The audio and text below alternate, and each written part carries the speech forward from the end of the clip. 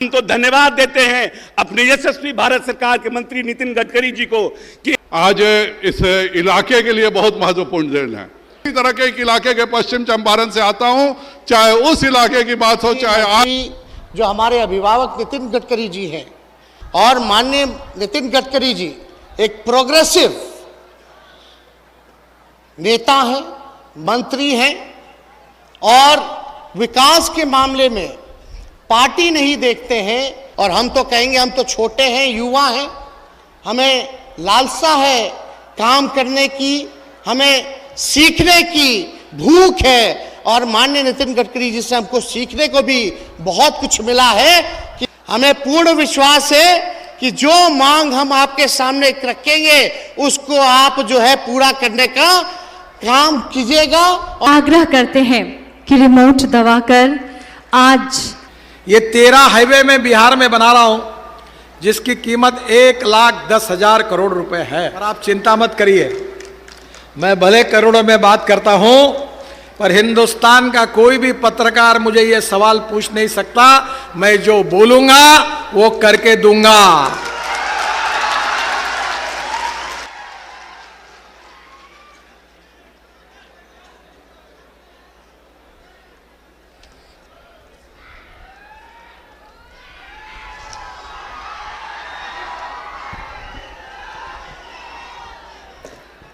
आज पंडुका पुल के शिलान्यास कार्यक्रम में मंच पर उपस्थित आदरणीय नितिन गडकरी साहब जी, माताएं, बहनें, जितने हमारे बुजुर्ग अभिभावक यहाँ उपस्थित हैं और हमारे नौजवान युवा साथी, आप सब लोगों का इस कार्यक्रम में हम अभिनंदन करते हैं और आप सब लोगों का हम दिल से स्वागत करते हैं।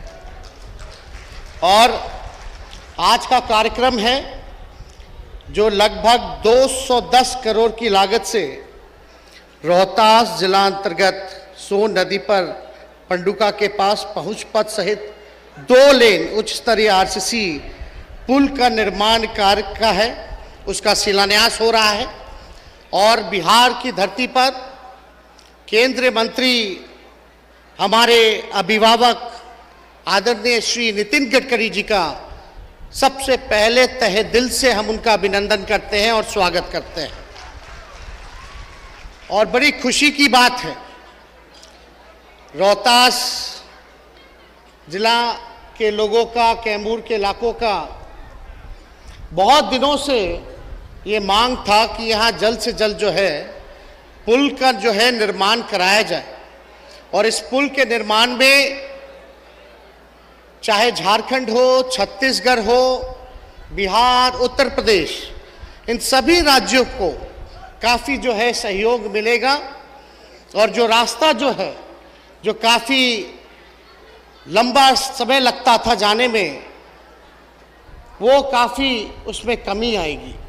तो ये काफ़ी बेहतरीन काम है कि लोगों को ज़्यादा से ज़्यादा हम सुविधा कैसे दिलाएं। और इसके लिए भारत सरकार में मंत्री नितिन गडकरी जी को हम धन्यवाद ही नहीं देना चाहते, बल्कि आप सब लोगों को बताना चाहेंगे कि जब हम पहली बार चुनाव जीत करके देश के सबसे युवा उप मुख्यमंत्री बने थे तो हमारे पास पथ निर्माण विभाग था और उस समय नितिन गडकरी जी के पास मौर्त विभाग था। और भले ही अलग अलग पार्टियों से आते हों, लेकिन हम अपना अनुभव बताना चाहेंगे कि माननीय मंत्री जो हमारे अभिभावक नितिन गडकरी जी हैं, जब बिहार के लिए काम के लिए जब उन तक हम पहुँचे, हमारी मीटिंग हुई उनसे, तो हम बताना चाहेंगे बहुत ही फलदायक मीटिंग रहा। और माननीय नितिन गडकरी जी एक प्रोग्रेसिव नेता हैं, मंत्री हैं और विकास के मामले में पार्टी नहीं देखते हैं, बल्कि वो लोगों को देखते हैं, देश को देखते हैं, राज्य को देखते हैं कि हमारा राज्य और देश जो है कैसे बढ़ेगा। और काफ़ी अच्छा अनुभव हमारा उनके साथ रहा है। भले ही उस समय हम 18 महीने के लिए ही उप मुख्यमंत्री रहे, लेकिन उस समय भी जो बिहार को 200 करोड़ सीआरएफ फंड मिलता था, तकरीबन उस समय भी 200 को बढ़ा करके इन्होंने 1000 सीआरएफ फंड उस समय दिलवाने का काम किया था। 2010 में लगभग 53 आरोपी जो थे वो फंसे हुए थे। जब हम उप मुख्यमंत्री बने, जब इनके पास गए तो 53 आरोपी जो है उनका इन्होंने क्लियरेंस देने का काम किया।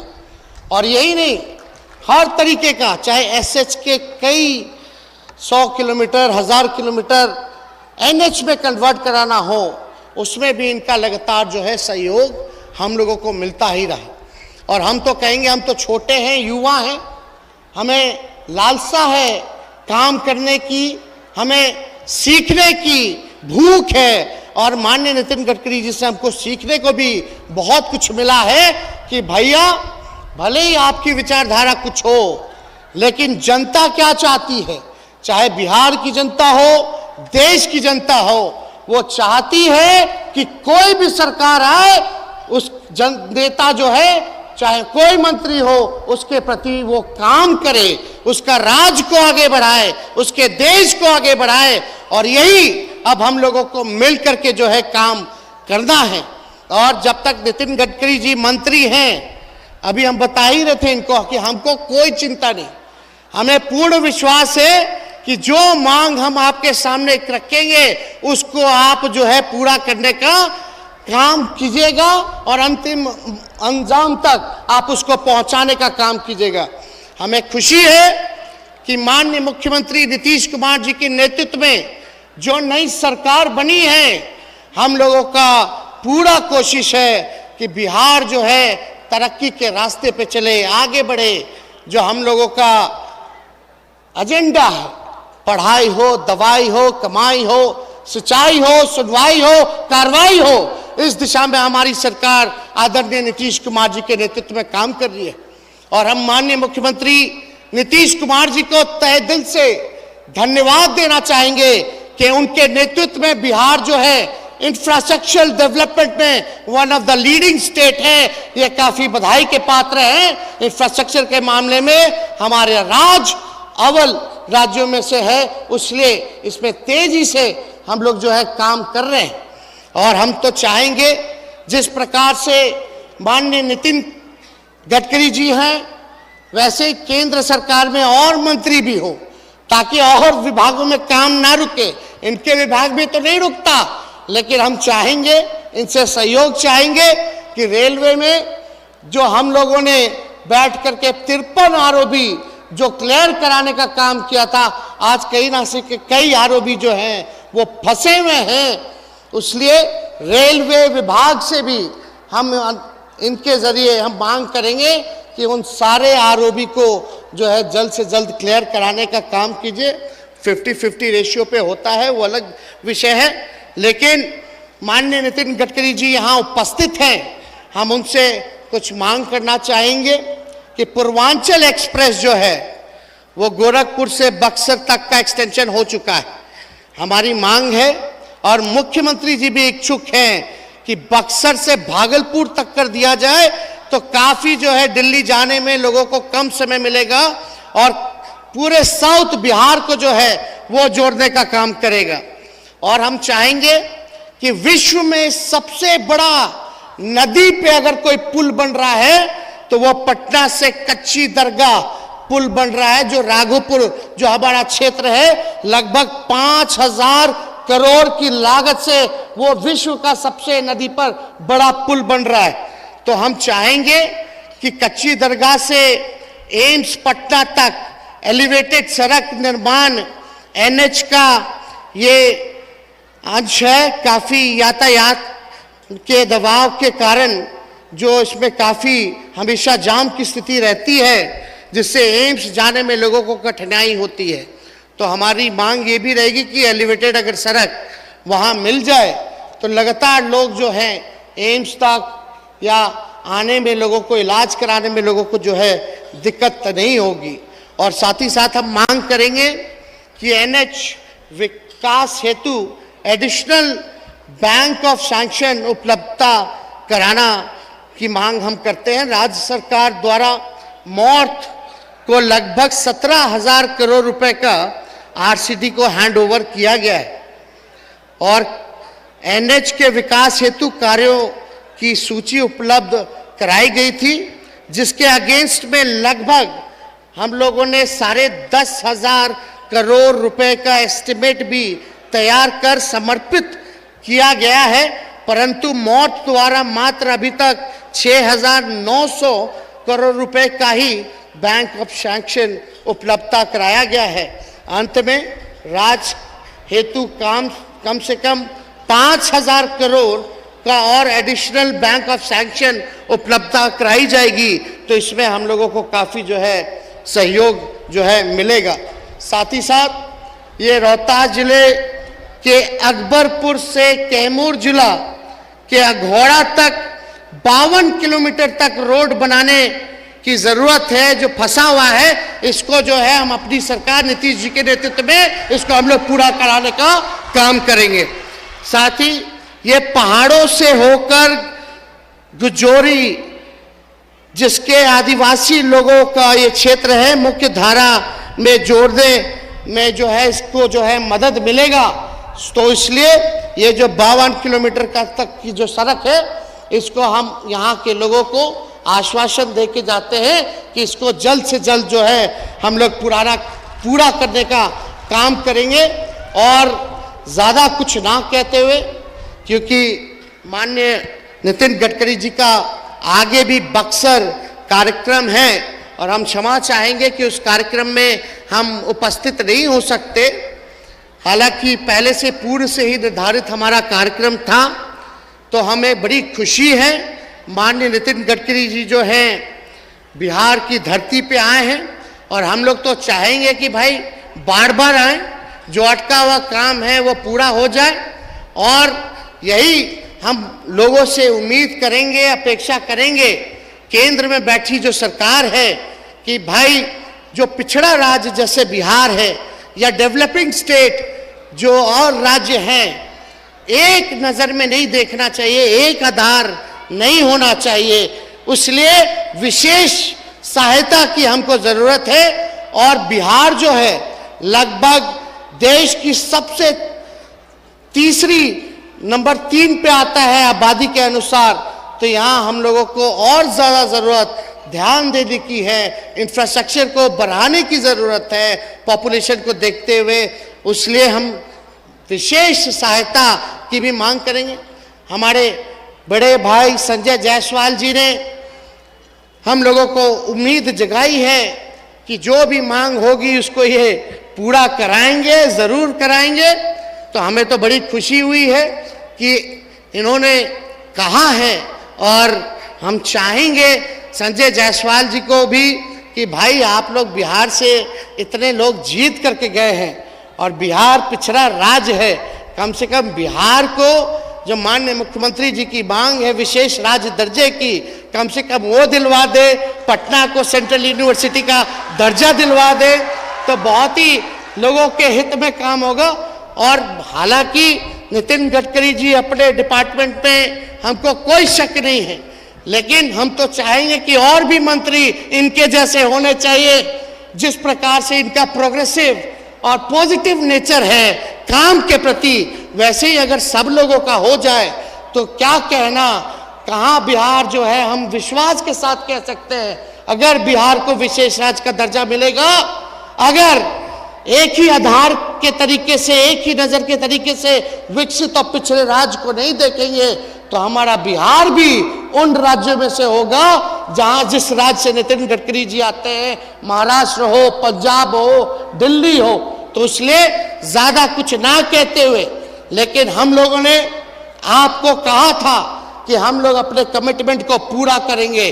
देश में सबसे बड़ा अगर कोई देश का अगर कोई दुश्मन है तो वो बेरोजगारी है, और हम लोगों ने तय किया है कि बिहार सरकार में जितने भी रिक्त पड़े पद हैं वहां उन पद को जो है भरा जाएगा और लाखों के तादाद में सरकारी नौकरी हम लोग देने जा रहे हैं, ताकि नौजवानों का छात्रों का, जो लोग पढ़ लिख करके मेडिकल डिग्री लेकर के जो लोग घूम रहे हैं उनको नौकरी नहीं मिलता।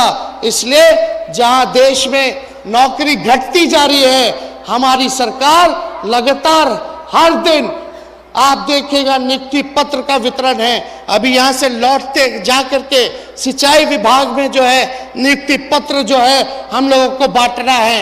और हमें खुशी हुई कि केंद्र सरकार ने भी अभी कुछ दिनों पहले 15,000 जो है नियुक्ति पत्र वितरण कार्यक्रम जो है रखने का काम किया। तो ये तो हम धन्यवाद देना चाहते हैं माननीय नीतीश कुमार जी को। और केंद्र सरकार में भी बैठे जो मंत्री हैं, कम से कम बिहार से ही इसकी शुरुआत हुई नियुक्ति पत्र वितरण की। और ये नियुक्ति पत्र भले ही पहले से जो बहाली चल रही होगी उसके लिए निकाला गया होगा, लेकिन हमारी नई सरकार आने के बाद इसमें तेजी लाई गई, बहाली प्रक्रिया को और स्थिर की गई और लोगों को रोजगार मिल रहा है। और जल्द ही, बस थोड़ा इंतजार कीजिए, जो हम लोगों का कमिटमेंट है, नीतीश जी ने कहा है कि भाई 10 लाख 20 लाख जो है रोजगार के साथ सरकारी नौकरी भी जो है हम लोग देने का काम करेंगे। अभी कुछ दिनों के बाद लाखों के तादाद में बहालियां निकलने वाली हैं। मेरे पास स्वास्थ्य विभाग भी है। स्वास्थ्य विभाग में तकरीबन अकेले कम से कम 1.5 लाख सरकारी नौकरी हम निकालने जा रहे हैं। 1.5 लाख केवल स्वास्थ्य विभाग से। तो ऐसे ही गृह विभाग है, वैसे ही शिक्षा विभाग है, टीचर की बहाली, प्रोफेसर की बहाली, इंजीनियर की बहाली, नर्स की बहाली, डॉक्टरों की बहाली। तो इस दिशा में हमारी सरकार जो है काम कर रही है। और ज्यादा कुछ ना कहते हुए, जो प्रेम और जो विश्वास आप लोगों ने बना करके रखा, ऐसे ही आप लोग जो है, हम चाहेंगे कि आप लोग इस विश्वास को बनाए रखिए। हमारी सरकार आपके विश्वास पर खरे उतरने का काम करेगी। और साथ ही साथ हम नितिन गडकरी जी को दिल से धन्यवाद देते हैं कि आप जब भी बिहार का मामला आता है, जब भी गरीब राज्य का मामला आता है, तो आप कभी भी मना नहीं करते, बल्कि आप 10 कदम आगे चलने का काम करते हैं। तो आपको सभी लोगों को, यहाँ जितने मेहमान बैठे हैं, अतिथि बैठे हैं, सांसद बैठे हैं, जनप्रतिनिधि बैठे हैं, उन सब लोगों का हम शुक्रगुजार करते हैं, धन्यवाद देते हैं। मीडिया के दोस्त और जितने हमारे माताएं बहनें, आदिवासी भाई और जितने यहाँ समाज के लोग आए हुए हैं, आप सब लोगों को दिल से बधाई देते हैं, शुभकामनाएं देते हैं। और हम लोगों की कोशिश होगी कि ये पुल का जो आज शिलान्यास हुआ है, जल्द से जल्द वो दिन हम आप लोगों को दिखाने का काम करें, जब हम लोग पुल से चढ़ करके झारखंड जाएं, छत्तीसगढ़ जाएं, उत्तर प्रदेश जाए, तो जल्द से जल्द इसकी शुरुआत हो। ये हमारी और भारत सरकार की इन सारी चीजों पर नजर होगी। तो आप सब लोगों का तहे दिल से धन्यवाद देते हैं। जय बिहार, जय हिंद। हम लोगों द्वारा जोरदार तालियां। जी हाँ, 210 करोड़ की लागत से रोहतास जिला अंतर्गत सोन नदी पर माननीय तेजस्वी यादव जी, पार्लियामेंट में मेरे सहयोगी संजय जायसवाल जी, मुरारी प्रसाद जी, अशोक चौधरी जी, इस क्षेत्र के सांसद छेडी पासवान जी, झारखंड से ही लगे हुए पार्लियामेंट में मेरे सहयोगी सांसद विष्णु दयाल जी, मोहम्मद जामा खान जी, श्रीमती अनीता देवी जी, भानु प्रताप जी, श्रीमती निवेदिता जी, श्री गोपाल नारायण जी सिंह जी, श्री अजय यादव जी, मंच पर उपस्थित सभी विधायकगण, प्रतिष्ठित अतिथिगण और उपस्थित भाई और बहनों। वैसे ये पुल के उद्घाटन के लिए आते समय मुझे याद आ रही है कि पिछले 2 साल में मैंने कोई भी भूमि पूजन कार्यक्रम में 1000 करोड़ के नीचे कार्यक्रम में मैं गया नहीं। पर आज इस पुल में आते हुए मुझे आनंद इस बात का हो रहा है कि ये ब्रिज की बहुत बड़ा इतिहास है। ये ब्रिज करने के लिए बिहार के पैकेज में हमने कोशिश की थी, कुछ अड़चने आ गई। यहाँ फॉरेस्ट के कारण कुछ अड़चने थी, अभी भी है, और इसलिए स्वाभाविक रूप से ये पिछड़े हुए क्षेत्र में इस ब्रिज का महत्व भी बहुत ज़्यादा है। ये झारखंड, उत्तर प्रदेश, बिहार और छत्तीसगढ़ तीनों राज्यों को जोड़ने वाला है और पंडुका और झारखंड के गढ़वा जिले के श्रीनगर तक दूरी तय करने के लिए 1 से 50 किलोमीटर का यहाँ चक्कर काटना पड़ता है।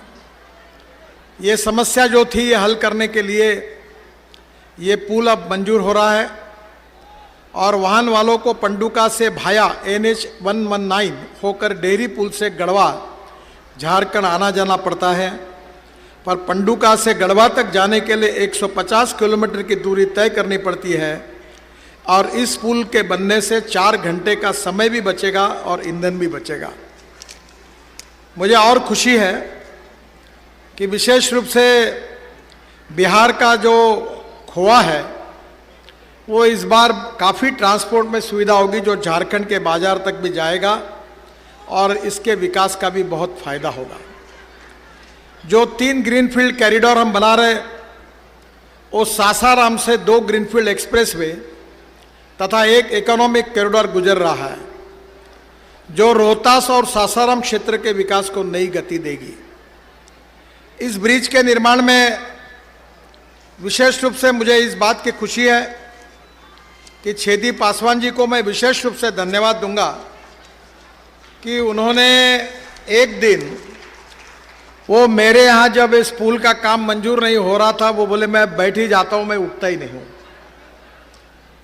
और उन्होंने आपकी समस्याओं का किला इस प्रकार से लड़ा कि मैं अधिकारियों को मैंने कहा कि भाई सब बातें छोड़ दो, ये छेदीराम जी इतने बार मेरे पास आए हैं, अब इसको मंजूर करो और इसका तुरंत लेटर दे दो और इस विषय को समाप्त करो। तो मैं छेदी पासवान जी को विशेष रूप से धन्यवाद देता हूं और उसके साथ साथ हमारे झारखंड के सांसद विष्णु दयाल जी को भी, वो भी इसके लिए बार बार आए। ये दोनों के जीवन में इस ब्रिज का सपना आज पूरा होते हुए दिख रहा है, इस बात की मुझे खुशी है। मैं दोनों को भी बहुत बहुत बधाई देता हूं, उनका अभिनंदन करता हूं। और विष्णु दयाल जी ने जैसे कहा है कि इसका उद्घाटन करते समय वो झारखंड में कार्यक्रम करे, तो जरूर मैं उसके उद्घाटन के लिए झारखंड में आऊंगा, ये भी विश्वास विशेष रूप से देता हूं। मुझे इस बात की खुशी है कि पटना आरा सासाराम जो ग्रीनफील्ड एक्सप्रेसवे हम बना रहे हैं, ये पटना से सासाराम तक 4000 रुपए करोड़ की लागत से 118 किलोमीटर लंबा 4 लेन ग्रीनफील्ड एक्सप्रेसवे बना रहे हैं। ग्रीनफील्ड का मतलब ये है कि ये पूरा रोड अभी नया बनाएंगे और इससे निश्चित रूप से इस हाईवे से पटना से सासाराम तक 4000 करोड़ का जो हाईवे बनेगा, इससे विकास में एक नई दिशा मिलेगी। इस एक्सप्रेसवे का काम मार्च 2023 तक शुरू हो जाएगा, ये विश्वास भी मैं आपको सबको देता हूँ। यह कॉरिडोर पटना के गोनवा, पटरी, रामतरी, आरा जिले के कायमनगर, बामपाली, असनी, भोजपुर जिले की गढ़नी, उद्वंत नगर, तराड़ी और रोहतास जिले के गंगोली, अखोड़ी गोला, सूरा से होकर सासाराम तक बनेगा। यह कॉरिडोर जो बात की गई है, ये पूर्वांचल एक्सप्रेसवे के रास्ते वाराणसी, प्रयागराज तथा लखनऊ और दिल्ली एवं कलकत्ता के लिए भी एक नई कनेक्टिविटी आप सबको या विशेष रूप से सासाराम जिले के लोगों को मिलेगी, इस बात की मुझे बहुत खुशी है। हम वाराणसी से कलकत्ता एक ग्रीनफील्ड हाईवे बना रहे हैं जिसकी लागत 40,000 करोड़ रुपए है। ये भी ग्रीनफील्ड है, जो 620 किलोमीटर 6 लेन का एक्सिस कंट्रोल एक्सप्रेसवे बना रहे हैं, जो वाराणसी से कोलकाता की सफ़र 12 घंटे लगती है, वो 5 घंटे में हो जाएगी। ये विश्वास मैं आप सबको देता हूँ। इसमें बिहार में 10,000 करोड़ की लागत से 163 किलोमीटर का कॉरिडोर बनेगा और यह कॉरिडोर उत्तर प्रदेश के चंदौली से शुरू होकर मुगल सराय, बिहार के भभुआ, कैमूर, रोहतास, सासाराम, औरंगाबाद, गया और झारखंड के चतरा, हजारीबाग, रामगढ़, बोकारो तथा पश्चिम बंगाल के पुरुलिया, बांकुड़ा, पश्चिमी मेदिनीपुर, हुगली होकर हावड़ा जाएगा और इस ग्रीन फील्ड्स पर बनाकर खड़गपुर को भी जोड़ा जाएगा और इसका भी काम सितंबर 2023 तक शुरू हो जाएगा। फिर जो चौथा जो है वो इम्पोर्टेंट है, वाराणसी औरंगाबाद चोरदहा इकोनॉमिक कॉरिडोर। ये 5000 करोड़ की लागत से 262 किलोमीटर 6 लेन लंबा वाराणसी औरंगाबाद चोरदहा इकोनॉमिक कॉरिडोर बनाया जा रहा है। इस कॉरिडोर की लंबाई उत्तर प्रदेश में 57 किलोमीटर तथा बिहार में 135 किलोमीटर है। 192 किलोमीटर में काम चल रहा है जो दिसंबर 2023 में पूरा हो जाएगा और 70 किलोमीटर का काम अवार्ड कर दिया जाएगा और अगले साल इसका उद्घाटन भी करेंगे। यह इकोनॉमिक कॉरिडोर वाराणसी से बिहार के औद्योगिक क्षेत्र से होकर झारखंड से धनबाद को जोड़ेगा। सांसद विष्णुदयाल जी ने यह गढ़वा के अन्नराज घाटी में लगातार होने वाली सड़क दुर्घटनाओं के बारे में कहा है।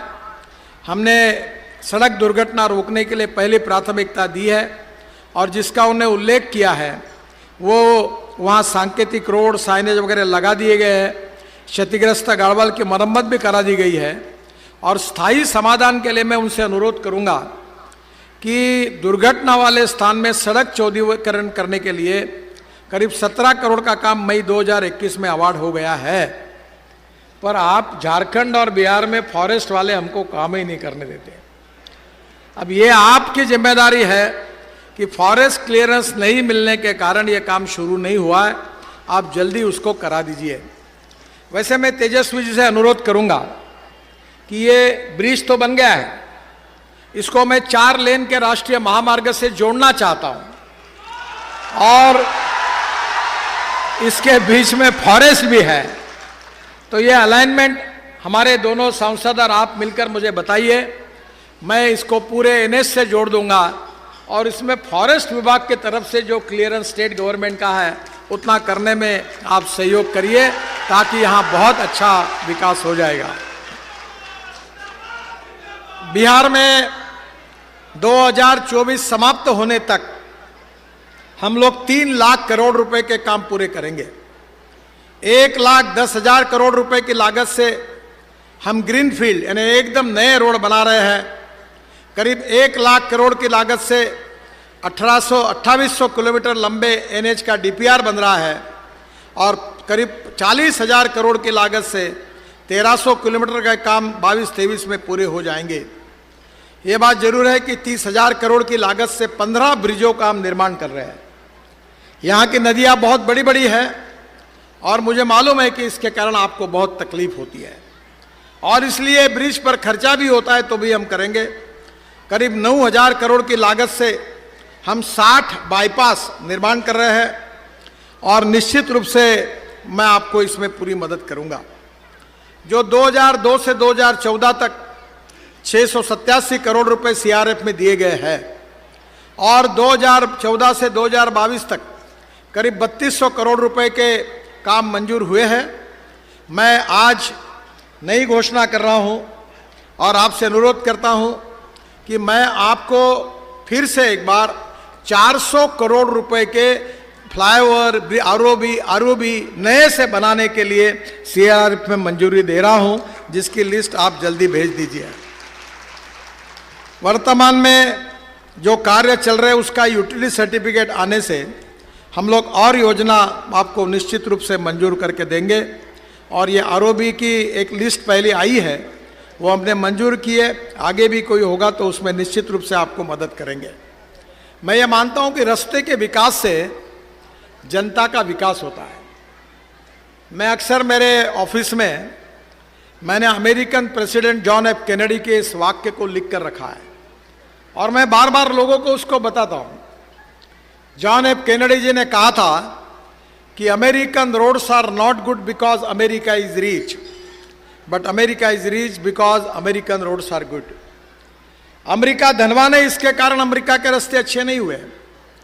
तो अमेरिका के रास्ते अच्छे हुए, इसके कारण अमेरिका धनवान हुई। और इसलिए बिहार को धनवान बनाने के लिए एक तरफ रोड अच्छे बन रहे हैं, मैं ही मंत्री था नमामि गंगा का, जलमार्ग का, वाराणसी से हल्दिया तक मैंने जलमार्ग बना दिया 3 मीटर का, उसमें ड्राफ्ट है।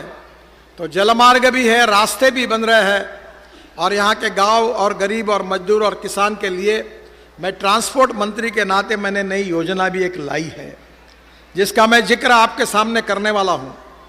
बिहार में 1,10,000 करोड़ की लागत से केवल 10 ग्रीन फील्ड, यानी जो रोड अस्तित्व में नए रोड हम बना रहे हैं, और इसका जो कार्य है, रक्सौल से हल्दिया ग्रीनफील्ड एक्सप्रेसवे 692 किलोमीटर 6 लेन 40,000 करोड़, गोरखपुर से सिलगुड़ी ग्रीनफील्ड एक्सप्रेसवे 25,000 करोड़ जो 520 किलोमीटर 6 लेन है, वाराणसी से Calcutta 30,000 crore 612 kilometre 6 lane, Patna Arrah Sasaram greenfield expressway 4,000 crore 118 kilometre, Patna से Bettiah greenfield expressway 6,500 crore 165 kilometre, Bakarpur से Dumaria greenfield expressway 2,200 crore 92 kilometre, greenfield Patna ring road 11,000 crore जो 100 किलोमीटर का 6 लेन रोड है, मुंगेर से मिर्जा चौकी ग्रीनफील्ड एक्सप्रेसवे 8,000 करोड़ ये 125 किलोमीटर है,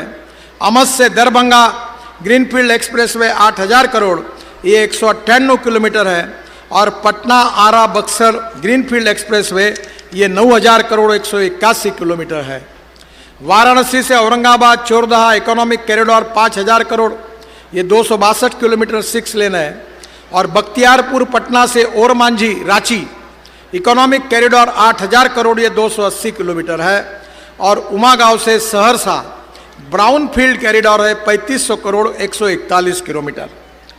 ये 13 हाईवे में बिहार में बना रहा हूँ, जिसकी कीमत 1,10,000 करोड़ रुपए है। पर आप चिंता मत करिए, मैं भले करोड़ों में बात करता हूँ, पर हिंदुस्तान का कोई भी पत्रकार मुझे ये सवाल पूछ नहीं सकता, मैं जो बोलूंगा वो करके दूंगा, और जो करूंगा वही बोलूंगा। तो ये पत्रकार भाई मेरा भाषण रिकॉर्ड कर लेना ठीक से, अगर नहीं हुआ तो ब्रेकिंग न्यूज लगा देना। 2024 समाप्त होने के पहले ये बिहार में सब रोड बन जाएंगे, और बिहार का रोड हाईवे नेटवर्क अमेरिका के बराबर होगा, ये वचन मैं आपको देता हूं। जैसे अभी तेजस्वी जी ने कहा कि मेरे पास ये पूरे रोड के डिटेल से ये कहां से जाने वाले हैं, मैं अभी ऐसा करूंगा कि वेबसाइट पर ये पूरा डाल दूंगा, ताकि हमारे सभी पत्रकार भाइयों को ये मिले। मैं और एक बात आपको कहूंगा विशेष रूप से तेजस्वी जी को, कि बिहार में जलमार्ग बहुत अच्छा है, और जब मैं मंत्री था तब मेरा सपना था कि मैं पटना में हवाई जहाज को पानी पे उतारूं। जैसे हवाई जहाज एयर स्ट्रिप पे उतरता है और पानी पे उतरता है, उसको MPBS सी प्लेन कहते हैं। मैं खुद मुंबई के समुद्र में उतरा हूं, फिर हमने सरदार सरोवर को सर्विस चालू कर दी। अब स्पाइस जेट ने 100 विमानें खरीदी की है, मैंने नियम बना दिए हैं। अब इसके बाद में गुवाहाटी में ब्रह्मपुत्रा में पानी पे जल्दी उतरने के लिए जाने वाला हूं विमान में बैठकर। मेरा आपसे अनुरोध है कि ये जो फ्लाइंग MPBS सी प्लेन है, वाटर प्लेन है, इसकी शुरुआत बिहार में करा दो, ताकि अगले बार मैं आऊँगा झारखंड में तो इसी नदी के पानी में उतर जाऊंगा, यही डायरेक्ट पहुंच जाऊंगा। जब हमारे एविएशन मंत्री जी को मैंने कहा कि तुमने इसका कानून जल्दी बनाओ, तो जरा देरी हुई, तो मैंने कहा देखो, मैं जिसको आप MPBS सी प्लेन कहते हैं उसको मैं फ्लाइंग बोट कहता हूं, हवा में उड़ने वाली बोट। और तुम अगर जल्दी नियम नहीं बनाओगे तो मैं शिपिंग मंत्री के होने के नाते जल्दी बनाऊंगा। आज सब नियम बन चुके हैं। आज बिहार में गंगा है, गंडक है, सोन नदी है। उत्तर प्रदेश और बिहार का ट्रांसपोर्ट, पानी पे उतरने वाले हवाई जहाज आएंगे तो टूरिज्म दुगना होगा, और बिहार के लड़कों के हाथों को काम मिलेगा। यही हमारा सबका सपना है। अभी जो मैंने हल्दिया से वाराणसी बनाया वो पूरा हुआ है। वाराणसी से प्रयागराज भी मैंने जलमार्ग बनाया है और वर्ल्ड बैंक को मैंने एक रिपोर्ट सबमिट की थी। देखिए, मैं बड़ी बातें ऐसी कर रहा हूं कि जो तुमको आपको विश्वास लगने के लिए थोड़ा समय लगेगा। आप मुझे जानते नहीं हो ज़्यादा, पर जो मुझे जानते हैं उनको मालूम है कि मैं जो बोलता हूं वो 101% होता है। इसलिए आप विश्वास रखिए कि जलमार्ग के तरफ भी बिहार की सरकार की ओर से तेजस्वी जी आप ध्यान देंगे तो रोड से जाने के लिए अगर 10 रुपये खर्चा होता है, रेलवे से जाने के लिए 6 रुपये लगता है, तो पानी से जाने के लिए केवल 1 रुपया लगता है। और मैंने जो रोड बनाया है वो सोनीपत पानीपत से यमुना से डायरेक्ट दिल्ली से मथुरा, मथुरा से आगरा, आगराबाद से इटावा, इटावा से प्रयागराज, प्रयागराज से वाराणसी और वाराणसी से हल्दिया और हल्दिया के बाद बंगाल की खाड़ी और वहाँ से ब्रह्मपुत्रा और ब्रह्मपुत्रा से आगे मैंने जलमार्ग बनाया है। तो मैंने बांग्लादेश के प्रधानमंत्री जी के स्पेशल रिक्वेस्ट पर वहाँ जो मुंगली पोर्ट है वो 250 किलोमीटर बांग्लादेश में घुसकर मैंने जलमार्ग बना के दे दिया है।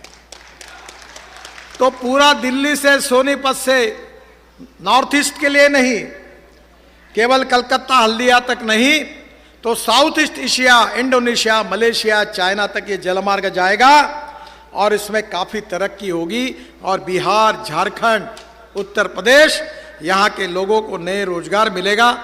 इतना ही नहीं, तो मैंने कार्गो परिवहन के लिए गंगा एवं उसकी सहायक नदी गंडक, वहाँ भी जोड़ने के बारे में जलमार्ग बनाकर उसका डीपीआर बना के रखा है।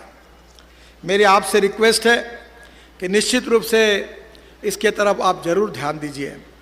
कालूघाट में इंटरमोडल टर्मिनल बन रहा 80 करोड़ का। इतना ही नहीं तो रो टर्मिनल, रो पैक्स बन रही है, जहाँ ट्रक और बसें जहाज में डालेंगे उधर पहुंच जाएंगे। तो विशेष रूप से ये भी विषय के तरफ आप ध्यान दीजिए। नमामि गंगा में मैंने बिहार को 6000 करोड़ रुपए दिए थे, पटना के लिए 7 प्रोजेक्ट दिए थे और मैं चाहता था कि गंगा शुद्ध हो, अविरल हो, निर्मल हो। और जब मैं कुंभ में आया था तो पानी बहुत अच्छा था। मैं आज ये भी आपसे अनुरोध करूंगा कि ये नमामि गंगा के प्रोजेक्ट का भी आप और नीतीश कुमार जी दोनों के मार्गदर्शन में रिव्यू करिए, ताकि ये भी काफ़ी बड़े प्रोजेक्ट हो जाएंगे। आखिरी में मैं रिक्वेस्ट आपको भी करता हूँ, जनता को भी करता हूँ। मैं किसान हूँ, मैं उद्योगपति नहीं हूँ, और मेरे क्षेत्र में मैंने 15,000 युवाओं को रोजगार दिया है। मैं 3 चीनी मिलें चलाता हूँ, और आपका जो राइस से जो हस निकलता है उसको क्या कहते हैं आप? हस को फूसी, मूसली, उससे मैं 80 मेगावाट बिजली तैयार करता हूँ। तुम्हारे जिले को लगती होंगी उतनी बिजली तैयार करता हूँ। और अभी मैंने ये जो परली है, राइस स्ट्रॉ, इससे मैंने बायो सीएनजी बनाया है और देश का पहला मेरा ट्रैक्टर बायो सीएनजी पे चलता है। 1 लाख रुपए की बचत होती है। अब तुम्हारे यहाँ इतनी जमीन है, इतना अच्छा राइस होता है, चावल होता है, हाँ, ये राइस स्ट्रॉ है, तो मेरे पास आइए, फुकट में टेक्नोलॉजी दूंगा। गोविंद नारायण जी, तो आप आ जाइए और आप यहाँ ये पूरा इसमें सीएनजी बनाइए। आपकी ट्रैक्टर, आपकी बसेस, आपकी ट्रक उस पर चलेगी। और सबसे बड़ी बात जो मेरे जीवन का सपना है, 2004 से मैं काम कर रहा हूं, वो सपना है कि इस देश के जितना पेट्रोल डीजल है उसको देश से निकाल देना है। ये देश का नहीं है। Import substitute, cost effective, pollution free और इंडिजिनियस। हम इथेनॉल बनाने की शुरुआत हमने की। मैं 2004 से बात कर रहा हूं, ये सुनते आए हैं, पर यहां कुछ काम नहीं किया इन्होंने। मैं अभी मेरे यहां हम लोग इथेनॉल पर चलने वाली बजाज कंपनी की स्कूटर, हीरो की स्कूटर, टीवीएस की स्कूटर और मोटरसाइकिल लाई है। इथेनॉल का रेट 60 रुपए लीटर है और पेट्रोल का 120 रुपए लीटर है। इथेनॉल के पंप की परमिशन दे रहे हैं। और जो ब्रोकन राइस है जिसको कीमत नहीं मिलती, उस राइस से, उस चावल से हम इथेनॉल बना रहे हैं। 150 उद्योग उसके शुरू हुए हैं। तेजस्वी जी, यहां पूरा चावल होती है, चावल से इथेनॉल तैयार होगा तो इनके चावल को अच्छा भाव मिलेगा। अब देश में 450 करोड़ लीटर इथेनॉल केवल तैयार हो रहा है। हमारे देश में केवल पेट्रोल में डालने के लिए 20% के लिए 1000 करोड़ लीटर चाहिए। मैंने अपने घर पर इथेनॉल पर चलने वाली टोयोटा की गाड़ी कैमरी मेरे घर में है। जिसको डाउट है वो मेरे घर पर आओ, इथेनॉल के गाड़ी में घूमो, एयर कंडीशन गाड़ी है टोयोटा की, आपको पता ही नहीं चलेगा कि आप मर्सिडीज गाड़ी में किस में है। मेरे घर पर पानी से हाइड्रोजन निकालकर हाइड्रोजन पर चलने वाली टोयोटा की गाड़ी है, जिसका नाम है मिराई। मिराई यानी भविष्य। और ये हाइड्रोजन पर चलने वाली गाड़ी इतनी सुंदर है कि तेजस्वी जी, आप अगले बार आओगे तो हाइड्रोजन के गाड़ी में आपको चक्कर लगाऊंगा।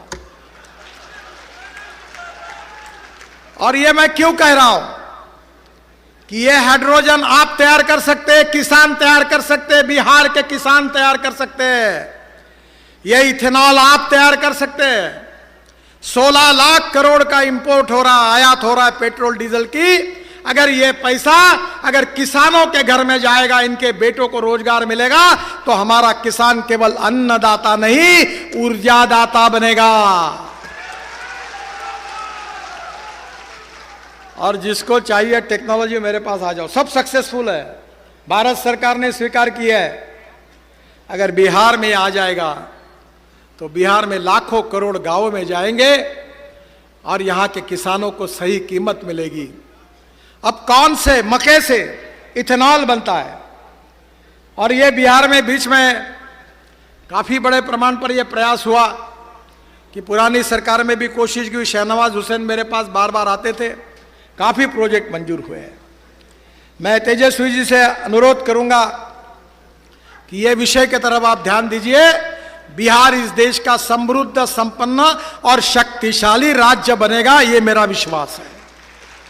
कम से कम 4 लाख 5 लाख करोड़ रुपए गरीबों के घर में जाएंगे। इंपोर्ट खत्म होगा, प्रदूषण समाप्त होगा, किसानों को अच्छी कीमत मिलेगी और गांव के जवान लोगों के हाथों को काम मिलेगा।